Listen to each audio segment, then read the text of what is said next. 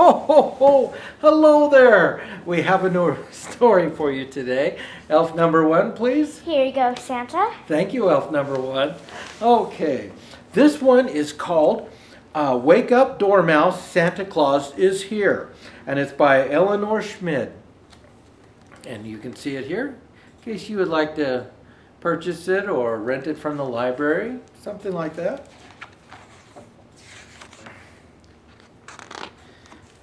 Okay. Gus lived all by himself in an old oak. Like everyone else in his family, he slept the whole day long, for he was a dormouse. Every night he woke up, stretched his legs, and crept out of his nest. Then he went looking for something to eat. He needed to get round and fat so he wouldn't be hungry during his winter sleep. He looked for fruit, mushrooms, acorns, and nuts. He gnawed sweet tree bark and hunted for insects. Whatever he couldn't finish eating, he carried back to his nest for later. And you can see him there, maybe a little better.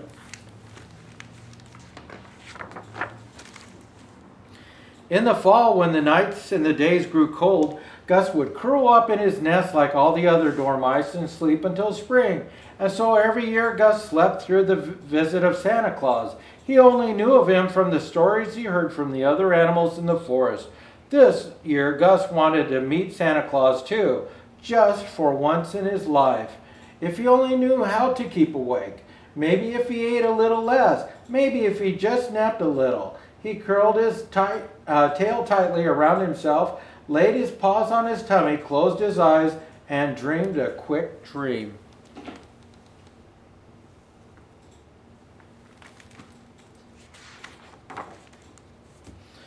Caw-caw, caw-caw, humans coming, shrieked the crow on the branch nearby. Gus woke up suddenly. Was Santa Claus coming now? Carefully, Gus stuck his head out of his hole and opened his sleepy eyes wide. A mother was gathering branches of pines and mistletoe with her children. What did they want for those for? Santa Claus wasn't there. Gus drew back in his snug hole in the branch. You mustn't go to sleep again now. Mustn't sleep, mustn't.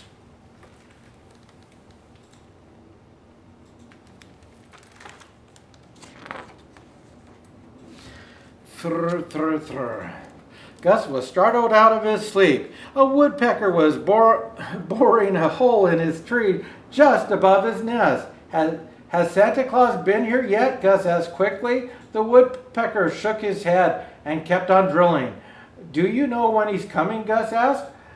When it's cold, the woodpecker replied. But it's cold now, Gus thought as he crept back inside again. A few withered leaves clung to the branches, and except for the sound of the woodpecker, the forest was very, very quiet.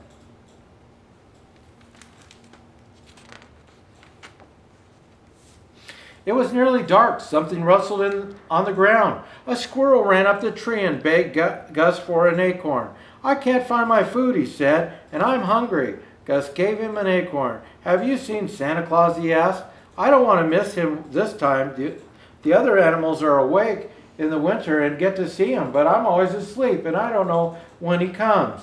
I'll call you when Santa Claus comes, said the squirrel, and he jumped down and bounded away. An owl had been perched nearby. She heard everything.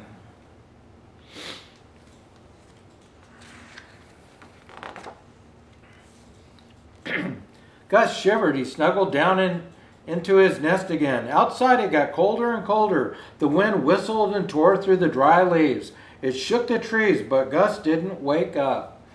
One night the first snow fell. The fox was lurking in the bushes. He was hungry. Suddenly he picked up his ears and sniffed. Then he saw a light at the edge of the forest. Joyfully he sprang forward.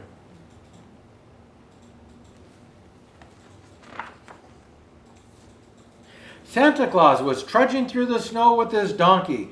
Each step the little bells jingled softly at first, then louder and louder. The animals in the forest had been waiting for this sound. Santa Claus had come at last. He had entered a clearing in the forest. All the animals came hopping, bounding, and flying to meet him. Come, my friends, said Santa softly. I have gifts for each of you.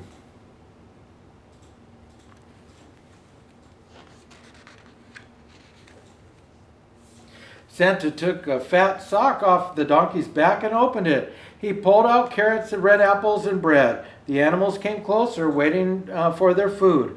On this moonlight winter night, no one was afraid of anyone else. Santa had brought sausage and a slab of bacon for the foxes. For the birds, he hung little bags of seed and fat on the branches and spread seed around the ground. He gave nuts to the squirrels and cheese to the crow. The mice ran from one spot to another, nibbling on everything.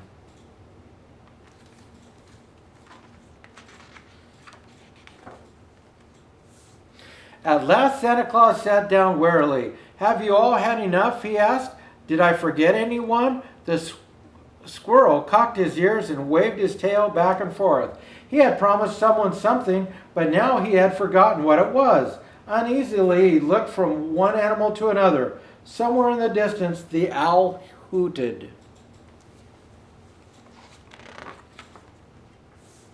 "Woohoo! Woohoo! Wake up, Gus! Wake up!" the owl had to call several times before Gus woke up. "Come quickly," she said. "Santa Claus is here." Gus' legs were stiff. He stretched and yawned. He could barely get out of it, his eyes open. How the forest had changed. The snow sparkled in the moonlight. Gus had never seen so much white. "Follow me," called the owl. "I'll fly along ahead of you."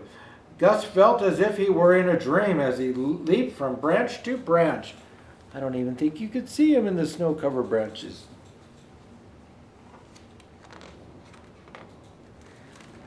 He's kind of hidden up here.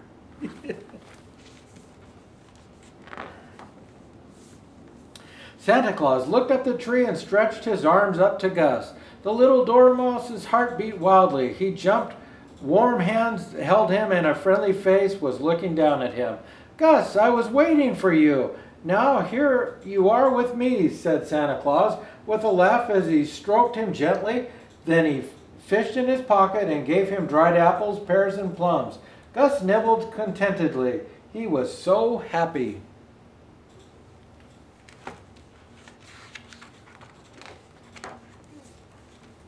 It was very late. Santa Claus had to go on. He had a kind word for each animal, and as he said goodbye, one after another they rubbed their heads against his shoulder and let him stroke them.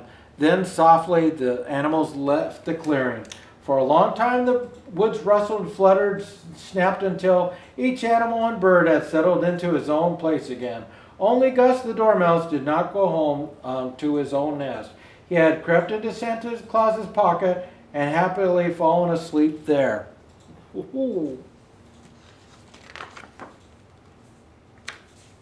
And that's the end of that story. We hope you enjoyed it. We'll see you next time. Bye-bye.